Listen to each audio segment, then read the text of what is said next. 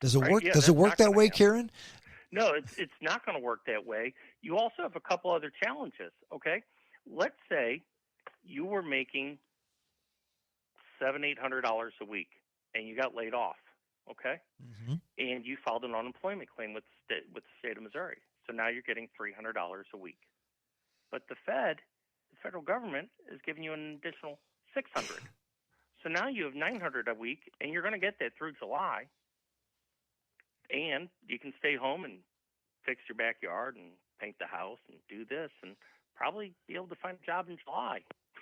So some people are going to be some people won't be as motivated to go back to work. You might not have the same workforce to pull from.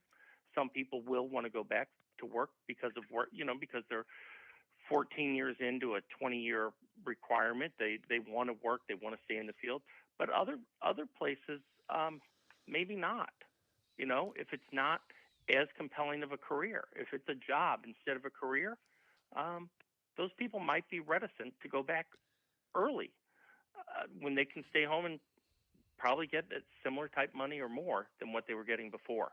I think that's a challenge. I think the business trying to take on, how much overhead does it want to take on when they're not sure how much business they're going to go back to doing? Are they going to, if you're reopening your restaurant, are you going to get a spike for the first 2 weeks where you did 120% of what you normally did, but then you fall down to 60%? Or are you not going to get that burst? Nobody knows. It's tricky. Well, and It's it's tricky. as you mentioned before too, the clothing stores and such. How many habits have people changed, and they're just not going to go to that place again?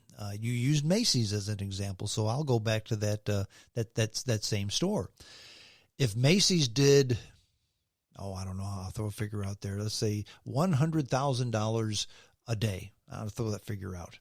And Sure. so, okay, so the governor says Macy's can reopen. So they bring all their people back, and all of a sudden they do $20,000 a day, and they never That's right. get above 30. Well, That's right. They're not going to keep those people. They can't. Well, and now what happens then if they took a small business loan with the understanding of you keep all your people, and then the loan is forgiven, and the business isn't there, and you can't keep your people? Correct. So now you've got to pay back this loan that you couldn't afford to take in the first place. That's And right. you may close the doors. Absolutely. Absolutely. Yes. Yes, Yes. many things are going to be different. A lot of things are going to be different. And I think one thing, like on the financial side of it, Strong, is going to be how people, again, rejudge risk. So the market in February was around 29,000 on the Dow, I think 29.5 or something. Okay. And now today we closed a little bit over 23, which is up from where it had been. But people, again, for the second time in a decade, third time really in about 20 years, have taken a big beating. And how much more of that can they take, or are they willing to take? How do they feel about risk? You're a small business owner. My business has been around for 5 years, 10 years, 20 years. We always do what we've always done. We kind of it's a steady Eddie. It's a good, solid business. Well, is it anymore? Some will be, some won't be. Well, you talk about businesses that were rock solid for so many years, up a little bit sometimes, down a little bit sometimes. How would you like to right now own a oil drilling company? Yeah. How would you like to own the oil drilling company and you borrowed virtually everything to be able to do it? Well, because of course you're always going to be able to pump oil because right. We're always going to need it, right? Well, you'll always be able to pump it. You might not be able to sell it, and that's the problem. That's exactly right. Yesterday it fell to negative, which explain to people. I think I understand it, but how in God's name did that work? Where yesterday they had to pay people to take oil? It was a futures contract, right? That became negative. It never really truly happened. Nobody really paid anybody to take oil. Right? Correct. No, because I would have taken 50 million barrels, and they'd have paid me $1.35 a barrel. I'd have loved it, but you couldn't do that. But it was a contract. It was a futures contract, is my understanding of it. That they went negative because people said, well, this is not going to have any value because there was no place to put it. There's no place to put it. There's not. So it's worthless. But oil itself, the price is down huge. I saw $1.59 a gallon today. Yeah. I haven't seen that in a while, and It's a that's not with any car wash. it's $1.43 out here. Yeah, yeah, and that's no. I mean, that was Quick Trip, which is a big player in the gas market here. Yeah. The price is down significantly, but people are driving less. My wife and I have probably spent. I'd have to do the math, but I'm going to bet we spent 15% the last 30 days of what we normally would spend on gas. Because you're not going anywhere. We're not going anywhere. In the places we go, the grocery store is a mile. We can't go to church. We can't, there's not many places we can go. So we're not buying it, and very basic. One of the first rules, anybody who studies economics at any level, just at the most basic, supply, demand. A friend of mine, I remember years ago, had was talking about that in industry. He says, listen, what's the demand for a used toothbrush? There is none. That's why they're worthless. Yeah. That's why they're worthless, right? And you've got a huge supply of oil, and you've got more coming. And the issue you're going to see is that, if oil's at $25 a barrel, I was talking to a Wall Street analyst for a big firm, and he said at 25 the Saudis are barely making money, and we're losing money. Our guys can't make it for $25. Yeah, and what is West Texas Intermediate now? $10 a barrel, something like that. $10 or something. Yeah. And now herein lies the rub. Let's fast forward to 1 year, maybe 18 months from now. Okay, they've got to shut down the oil wells, which isn't cheap. Okay. So it cost a bunch of money to shut them down. So they shut them down. And we still have a glut of oil. But eventually, the economic engine of the world starts rolling again. It starts going again. And demand picks up. All that oil that's in reserve, it's now close to being empty. So we need to fire up the oil wells. All these oil drilling companies who leveraged everything they had and now are in debt up to their eyeballs now are going to go back to the banks, hat in hand, and ask for money to open up their oil wells. What do you think What do you think the banks are going to say? Well, it's interesting. Their gut instinct will be no, but the other reality of it might be, James, that they're so into it they need that to reopen if they're ever going to try to recoup the $14 million that guy already owes them. That could be, but if they say no. Yeah. Then we're back to another Arab oil crisis. Yes. Because the Russians and the Saudis, their oil companies are ran by the state. That's correct. And they can turn them on or turn them off. It really doesn't matter. But the guys we have here, they're run by individuals. And if the bank doesn't loan them money to open them back up, they ain't pumping. So we could be in 18 months. I mean, correct me if I'm wrong. In 18 months, we could have $100 a barrel oil again. You could, yes, easily. In oil, if you look at it, it's a commodity. Okay, yes, commodity prices. I don't care if it's soybeans, if it's orange juice, whatever. Commodities are volatile. They just are. Oil is no exception.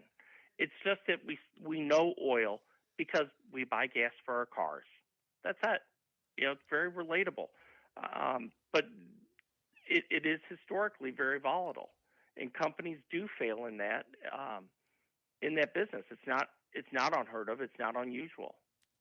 Because of the volatility, primarily, I would think. Yes, because when the going gets tough, they can't stay in business, right? So the longer oil's hanging out at $25, $30, $10 a barrel, they're shut down or they're still working, but they're losing money every day. You can't, if it costs you $50 a barrel in North America, and I'm not sure that that's the right number. I think it's somewhere around there. You can't do that at $25 for too long. Yeah, what I've always heard, especially in the shale field, it's somewhere around $50 a barrel. That's your break-even point. And but if it's not 50, you can't make money. Right. So if it's selling for 60 and we're doing millions and millions a day, hey, there's a lot of money. Everybody's happy. Everybody's getting paid. At 40, and if it's just in this little bit of a pullback for a little bit, okay, we can take the beating. 25. Yeah. Yeah. That's a big hill. That's a big hill, and then so that ties in to the COVID with, is demand going to go down if you're Centene with 66,000 workers working from home, but 18 months from now you've got 35,000 working from home. They're buying a lot less gas. That's exactly right. And does that multiply out over the economy? I don't know if it does or not, but it could, and you should look at it like that. Well, and travel, business travel is the same way. Business travel is expensive, and I travel for a living, and I'm not traveling right now. I have been doing. People tell me, "Well, how can you make a living because you can't see your customers?" I said, "That's true, but remember, no one has an advantage over me because nobody can see their customers." That's correct. But I'm putting stuff in on LinkedIn.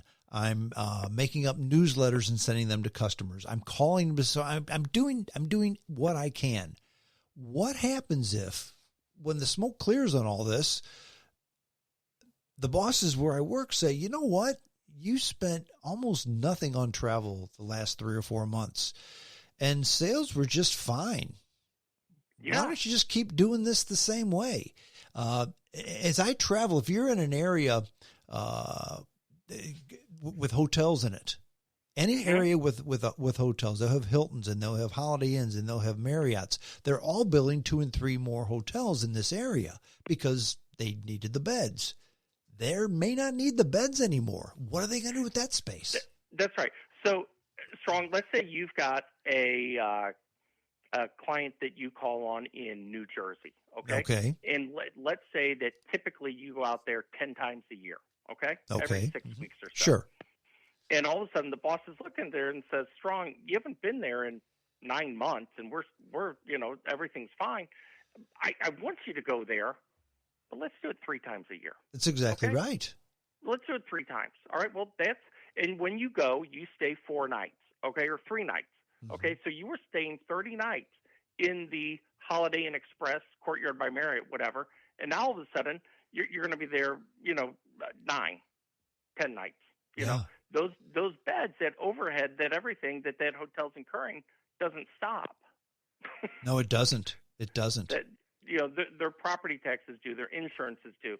They have a certain amount of staff they always have to have, no matter what, and that happens. Now, the other thing that I think is very interesting financially, especially for the individual that's out there, is this deferment on payments. Okay, my wife and I have a car financed through Ally, which is the former GMAC huge lender. Okay, we didn't ask for anything. But they contacted us and said, "Hey, if you want to defer your payment, just pick up the phone or do this, or that's all you got to do, and you can defer it." I don't know what it was, 90 days or something, okay? Basically, they're tacking on to the end of the loan. I think, A1, it's interesting because a lot of these lenders, and mortgages are doing the same thing, okay? A1, I think a lot of them learned from '08. The banks do not want foreclosures. They don't want to own a bunch of houses. No. They lost $1 gazillion on it. They do not want that. Nobody wants that. So they're deferring it. But what happens, though, is you still got to pay them. I know cell phone companies are deferring their bills. Okay, you don't have to pay me for 3 months. Well, guess what? In 3 months, you owe 3 months worth of bills. Right. Yeah, they're not forgiving it. They're deferring it. Big difference. They're not forgiving. Right. And if you don't have the money now, are you going to have it in 90 days?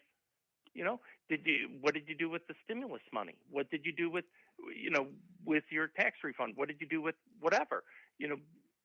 Because sometimes we can put it off. We get lulled into this thought that it no longer exists. Well, it does exist. You still owe the money. Yeah. Now, some of them, like your car loan or your mortgage, that'll probably work out fine. Okay. And I think the banks are being prudent in that. They don't want to repo a bunch of cars. They don't want to foreclose a bunch of houses, because it's not good for them. It's in their interest to try to work something out with their existing people. They're in the business to loan money, not to try to turn and sell houses and cars. Yeah, they do not want to own those hard assets. They just want to own the paper, and they want to make it work for you. And because they learned this in '08, people will just bail. If they think they can't do it, they'll just stop paying. Yeah, yeah. and they'll walk away. So they don't want to do that. They want to keep you happy. They want to keep you in that house, and they want, if you can't pay me for 6 years,